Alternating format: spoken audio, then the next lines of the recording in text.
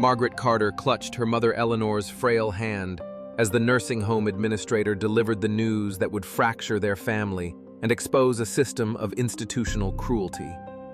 Maplewood Senior Living was banning every member of the Carter family from visiting their 78-year-old matriarch. The reason given was vague accusations of disruptive behavior. The real reason, Margaret knew with cold certainty, was the detailed complaint she had filed 3 days earlier about her mother's untreated bed sores that had festered into open, infected wounds. 72 hours ago, Margaret had arrived for her daily visit at precisely 2 in the afternoon, as she had every day for 18 months. She had helped her mother change into a fresh nightgown when she noticed the unmistakable odor of infection. She had gently turned Eleanor onto her side and discovered what the staff had been hiding: 4 pressure ulcers, 2 of which had broken through the skin and were weeping fluid onto the bed sheets. The bandages, when Margaret peeled them back, were unchanged from the previous day, stained and foul. She had photographed everything with her phone, each click of the camera feeling like a small act of defiance against the facility's culture of secrecy. She had requested Eleanor's medical records, which the charge nurse had refused to provide, citing privacy policies that Margaret knew did not apply to a designated healthcare proxy. Now she stood in the lobby of Maplewood Senior Living, a lifetime of obedience and respect for authority crashing against the wall of their retaliation. Mr. Whitmore, the thin administrator with a perpetually pinched expression, slid a typed letter across the reception desk with the casual indifference of someone who had done this many times before. The paper shook violently in Margaret's trembling hands, the words blurring as her eyes filled with tears of rage and helplessness. The letter cited vague violations of the resident agreement. It mentioned aggressive language and disruption of facility operations. It failed to mention the photographs of neglect. It failed to mention the untreated wounds. It failed to mention that Margaret had spoken in a measured, quiet tone, even as her heart pounded with fury. The letter was dated that morning, but Margaret could see it was a template, the spaces where her family's name had been inserted with slightly different font, a rush job to silence them before they could do more damage. Margaret's brother James arrived 20 minutes later, his work clothes still dusty from the construction site, his face flushed with concern when he saw his sister sitting alone in the parking lot, the crumpled letter clutched in her fist like a talisman of injustice. Their mother Eleanor watched from her second-floor window, her face pressed against the glass like a child waiting for a parent who might never come. Eleanor had lived at Maplewood for 18 months, her dementia progressing steadily, but her recognition of her children remaining miraculously intact, a small mercy in the cruel landscape of her disease. Now she would see them only through glass, her declining mind unable to understand why her daughter and son had abandoned her, her heart breaking in ways that medication could not treat. James demanded to speak with the director, his voice rising with each refusal. The receptionist, a young woman with nervous eyes who had always been kind to Margaret, refused to call her supervisor. She cited security protocols that had never existed before today. She mentioned the ban was effective immediately, her voice taking on the robotic quality of someone reading from a script. She ignored James's mention of power of attorney and healthcare proxy status, documents that should have given them rights, not restrictions. The receptionist's hands shook as she picked up the phone, not to call the director, but to summon security, her eyes apologetic, but her actions obedient to the system that employed her. The Carters hired a lawyer the next morning, a young black woman named Alicia, who specialized in elder abuse cases and who listened to their story with growing anger that mirrored their own. Alicia requested the incident reports that led to the ban, the specific documentation that supposedly justified such a drastic measure. Maplewood's legal team responded with a single dismissive sentence. They cited resident privacy laws that they misinterpreted and misapplied. They provided no documents. They offered no timeline for appeal. They simply closed ranks, confident that their corporate resources would outlast a family's grief and a lawyer's pro bono hours. Margaret began calling other families from the list Alicia provided, families who had been through similar battles. She found 3 who had received identical ban letters after complaining about various forms of neglect. One had questioned medication errors that had sent her father to the emergency room. Another had complained about sudden weight loss that suggested malnutrition. All had received the same template letter, the same vague accusations, the same immediate enforcement. None had received explanations. None had received apologies. None had seen their loved ones again before they died. James started a notebook, a simple composition book with a black and white mottled cover that became the repository of their growing evidence. He recorded every phone call, noting the time, date, and name of every person who refused to help. He saved every email, creating a digital archive that spanned multiple folders.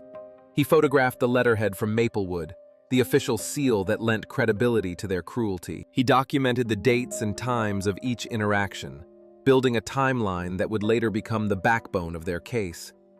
The notebook grew thick with details, each entry a small act of resistance against the facility's attempt to erase them.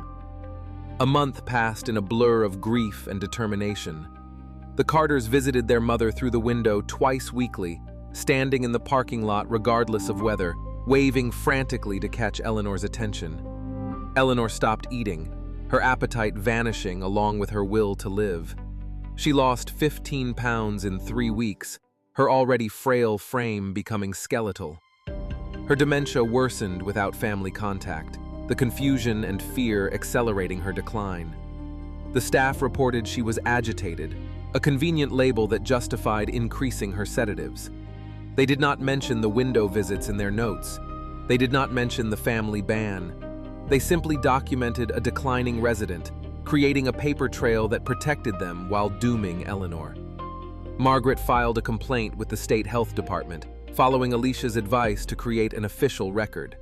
The investigator scheduled a visit in 6 weeks, the standard timeline that gave facilities ample opportunity to prepare.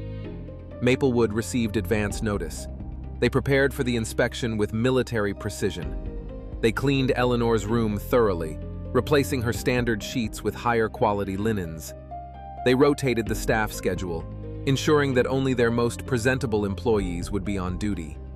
They briefed everyone on what to say and what to hide. The state investigator found no violations during his 3-hour visit. The report mentioned excellent care and attention to detail. It praised the facility's cleanliness and organization. It did not mention the family ban. It did not mention the window visits. It did not mention that Eleanor had been cleaned up and propped up for the inspection. The Carters received a copy of the report. They noticed the inspection date. It was the same day Maplewood had served lobster for lunch, a special meal that appeared in the staff's social media posts as evidence of the facility's generosity. James expanded his notebook, adding a new section for the state investigation.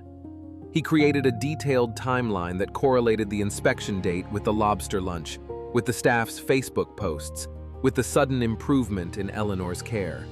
He documented the lobster lunch from a staff member's public Facebook post, a photo that showed smiling residents and abundant food. He cross-referenced the dates. He built a case file in his dining room that grew to include photographs, medical records, witness statements from other families, and now, the state report that had been compromised by advance notice. Margaret discovered a Facebook group for Maplewood families, a private community where people shared experiences and advice. She joined under a pseudonym, afraid that using her real name would result in immediate removal.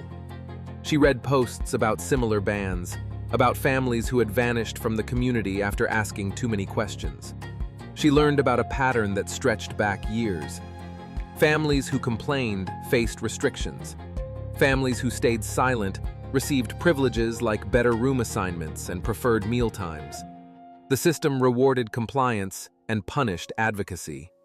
She connected with a former employee through the group's administrator, a woman who had left Maplewood 6 months earlier and was willing to talk. The woman agreed to meet at a coffee shop 3 towns over, far enough to avoid recognition. She brought a flash drive. She brought printed emails. She brought fear in her eyes that spoke of threats and intimidation.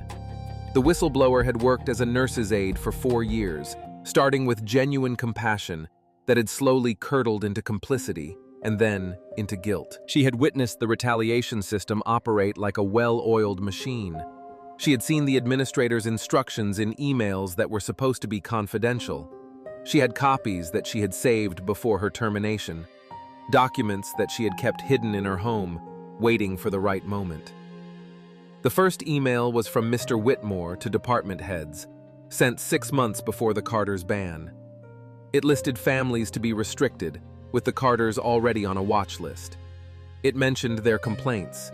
It offered bonuses for staff who documented incidents involving those families, creating a financial incentive for manufactured problems. The second email was from the director to the board, sent the day after Margaret's complaint about the bed sores. It discussed the Carter complaint specifically. It recommended a ban before they could file a lawsuit. It mentioned protecting the facility's reputation above all else, including resident care. The third email chain showed board members discussing the strategy over several days. They called it Managing Problem Families. They compared notes about similar facilities. They shared legal tactics for avoiding liability.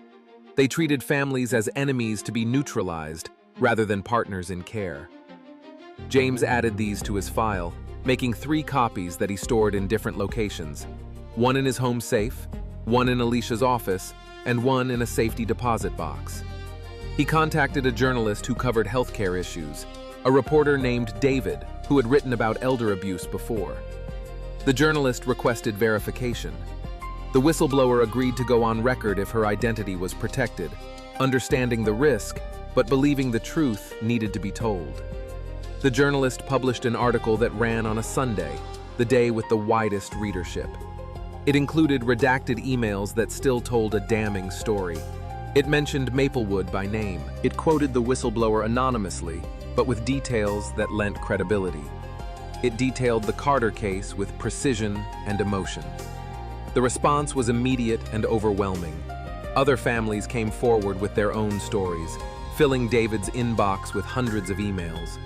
Former employees sent documents that corroborated the whistleblower's account. The story spread to national news, picked up by major outlets that saw the systemic implications.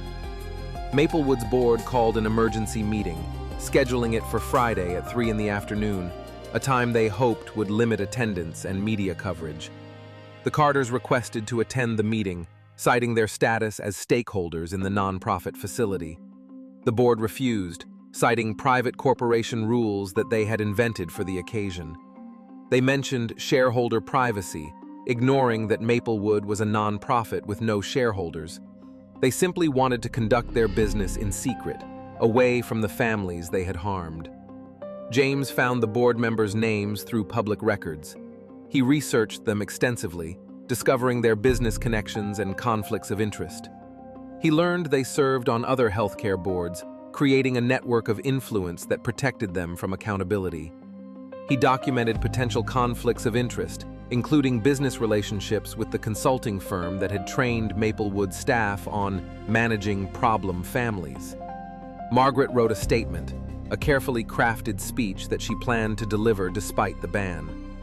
She practiced reading it aloud in front of her bathroom mirror, timing herself to ensure she could deliver it within 5 minutes. She prepared for confrontation, knowing that the board would try to silence her, but determined to speak anyway. The whistleblower received a subpoena from Maplewood's lawyers, demanding she appear at the meeting to be questioned about her theft of company documents. They threatened legal action if she refused. She contacted the Carters' lawyer, Alicia, who devised a plan to turn their attack into an opportunity. Friday arrived with a sense of destiny. The board meeting took place in Maplewood's conference room, a space designed to intimidate with its polished mahogany table and leather chairs. The Carters arrived at 2:30, bringing supporters from other families, bringing David, the journalist, bringing James's complete file that now spanned 3 thick binders. Mr. Whitmore blocked the entrance, his face pale and sweat beading on his forehead despite the air conditioning. He cited private property rights and threatened to call the police. James handed him a court order, temporary but effective, that allowed them to attend. Alicia had worked through the night to get a judge to sign it that morning. arguing that the board meeting of a non-profit facility was subject to public oversight. The board members sat around the polished table, looking uncomfortable in their suits and forced confidence. They had not expected an audience. They had not expected cameras. They had not expected the whistleblower who now stood beside the Carters, no longer hidden in shadows. The meeting began with formalities that felt hollow and rehearsed. The chair called roll, approved minutes from a previous meeting that had never discussed the Carter situation, and moved to new business. He mentioned the Carter situation as a minor item, hoping to rush through it quickly. Margaret stood, her legs trembling but her voice steady. She requested to speak, citing the court order that gave her the right to address the board. The chair refused, citing agenda rules that he had created to maintain control. He moved to vote on the ban, asking for a motion to make it permanent and retroactive. The whistleblower raised her hand, though she had not been recognized as a participant. She stood anyway, holding a stack of papers that represented 4 years of suppressed truth. She began reading from the emails, her voice starting soft but growing stronger with each word. The room fell silent except for her voice and the clicking of camera shutters. Board members stared at their copies of the emails, their faces showing shock that suggested they had not seen these documents before. They had been kept in the dark by the administration that was supposed to serve them. They had been told the Carters were disruptive, that the whistleblower was disgruntled, that everything was under control. The whistleblower read the email about bonuses, her voice gaining strength as she spoke truth to power. She read the email about managing problem families, the words sounding obscene in the context of elderly care. She read the email about protecting reputation over residents, the moral bankruptcy laid bare for all to hear. The chair pounded his gavel, calling for order in a voice that cracked with panic.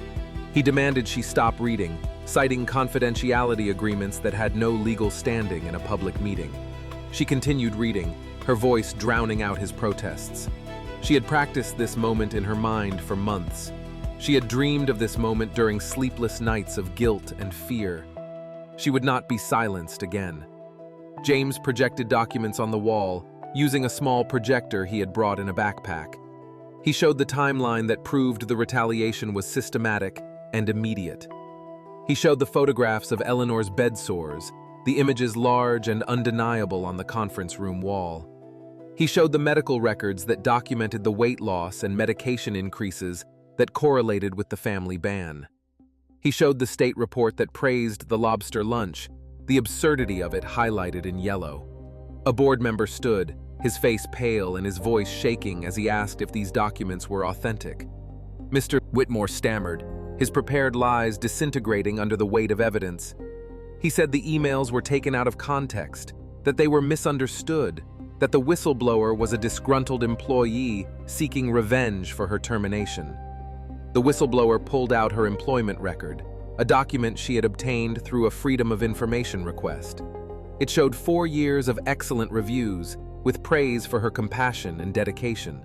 It showed regular raises and promotions. It showed termination the week after she had questioned the retaliation policy in a staff meeting. It proved she was not disgruntled. She was principled. Another board member asked about the bonus system, his voice taking on an edge that suggested he was beginning to understand the liability they all faced. Mr. Whitmore claimed the bonuses were standard performance incentives, common in the industry. He said they had nothing to do with targeting families, that the timing was coincidental, that the language was misinterpreted. James projected the email again, this time highlighting the specific section that mentioned documenting incidents for restricted families. The words were clear and unambiguous. They mentioned financial rewards. They mentioned quotas for restrictions. They created a financial incentive for destroying families. The board chair called for a recess, desperate to escape the public scrutiny and regroup in private. He wanted to discuss strategy without cameras recording every word. The press refused to leave, citing the court order that made this a public proceeding. The Carters refused to leave, their presence the entire point of this confrontation. The whistleblower refused to leave, her testimony incomplete. The meeting would continue in public or not at all. Margaret stood again, this time holding her prepared statement. She read it without interruption, her voice clear and strong despite the trembling in her hands. She described the window visits, standing in rain and snow to wave at a mother who could not understand why they had abandoned her. She described her mother's decline, the weight loss that turned a frail woman into a skeleton. She described the medication increases that kept Eleanor sedated and compliant. She described the powerlessness of watching a loved one suffer while being legally barred from helping. She spoke for 15 minutes without interruption, the board members too stunned to use their gavel. They listened as she described a system that punished families for caring, that rewarded silence with access and advocacy with exile. She spoke about the culture of fear that silenced staff and families alike, creating an environment where abuse could thrive in darkness. When Margaret finished, the chair had no response. He had no plan. He had no defense. The emails spoke for themselves. The timeline was undeniable. The photographs were irrefutable. The board was exposed, their complicity or their ignorance laid bare for the world to see. The board voted to suspend Mr. Whitmore pending investigation. They voted to lift the Carter family ban immediately. They voted to hire an independent auditor to review all family restrictions from the past 2 years. They voted to implement a new family complaint policy that prohibited retaliation. The votes were unanimous, the board members rushing to distance themselves from the scandal that had been hidden in their own facility. The meeting ended in chaos, with reporters surrounding the Carters and board members slipping out through a back door like criminals escaping a crime scene. Mr. Whitmore sat alone at the table, head in his hands, his career destroyed by the system he had enforced. The story led the evening news on every local station. It trended on social media with hashtags that named Maplewood and praised the Carters' courage. It sparked investigations at other facilities across the state and beyond. Eleanor was moved to a new facility within 48 hours.